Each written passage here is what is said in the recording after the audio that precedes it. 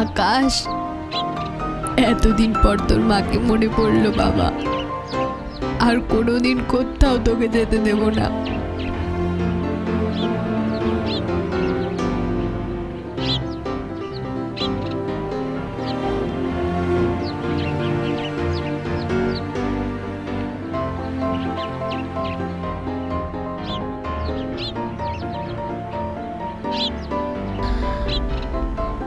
অবাক হচ্ছ,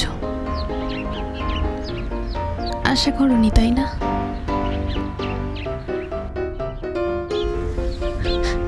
আমিও আশা করিনি আমাকে এভাবে বাড়িতে আসতে হবে, এভাবে মাঝপথে আমাকে ছেড়ে চলে যাবে। ভাবিনি সেদিনের বিখ্যাত গায়িকা টিয়া মুখার্জিকে আজ এত বড় অভিনেত্রী হয়ে উঠতে হবে। এভাবে তোমার বাড়িতে আমাকে মিথ্যে পরিচয় বাঁচতে হবে। এ কথার মানে? হ্যাঁ বাবা, অভিনয়। আপনারা আমার সম্পর্কে যতটুকু যা জানেন তার বেশিরভাগটাই মিথ্যে। বৌদি দাঁড়াও, রুমি, আমাকে বলতে দাও। আমি আপনার ছেলের বউ নই। আপনার ছেলের সঙ্গে আমার কখনো বিয়েই হয়নি। কলকাতায় আসার পর হঠাৎ করে একটি মেয়ের গান শুনে ভালো লেগে যাওয়া, আর সেখান থেকেই ক্ষণিকের একটু ভালোবাসা তৈরি হয়েছিল আপনার ছেলের মনে। সেই ভালোবাসার পাত্রটি হলাম আমি। আমাকে ক্ষমা করবেন বাবা।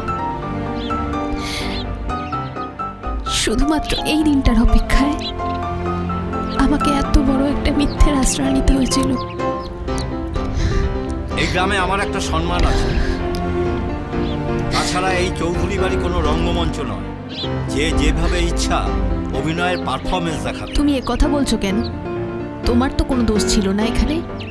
শোনো বাবা, আমিই বলেছিলাম বৌদিকে এ পরিচয় থাকতে, না হলে তোমরা প্রথমেই ভেবে বসতে সমাজের কথা। একটা অবিবাহিত মেয়ে এ বাড়িতে কেন পড়ে আছে?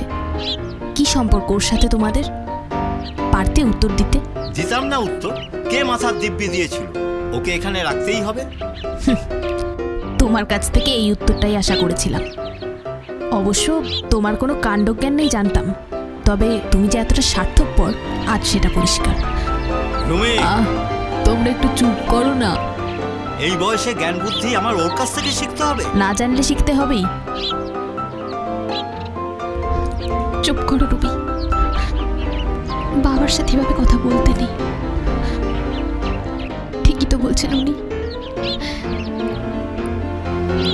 কোন অধিকারে আমি এ বাড়িতে থাকবো বলো?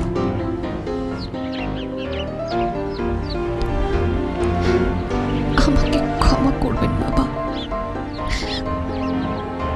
শুধুমাত্র এই দিনটার অপেক্ষায় ছিলাম আমি।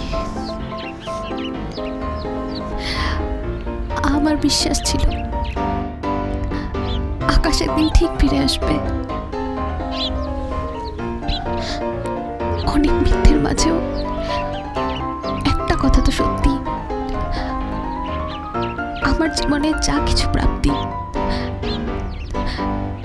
সবই আপনার ছেলের জন্য, আমার ভালোবাসার জন্য।